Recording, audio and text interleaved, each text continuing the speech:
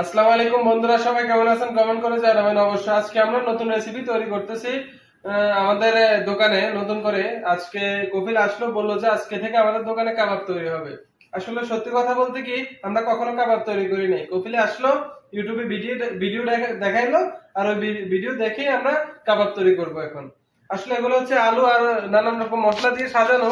এই আলুর গোল গোল করে আমরা এগুলা মেপে নিতেছি, কিন্তু সবগুলা মেপে নিতেছি 15 গ্রাম অথবা 16 গ্রাম করে, ঠিক আছে?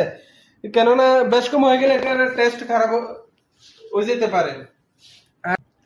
এই যে দেখতেছেন ভাই, এগুলো হচ্ছে কাবাবের গোস্ত এবং পেঁয়াজ আমরা ভুনা করে রাখছি, যাতে আমরা এই আলুর সাথে মিক্স করবো। আলুর সাথে মিক্স করে এগুলো আমরা সুন্দর করে রুটির সাথে বানাই, তারপর এগুলো সার্ভ করবো কাস্টমারদের।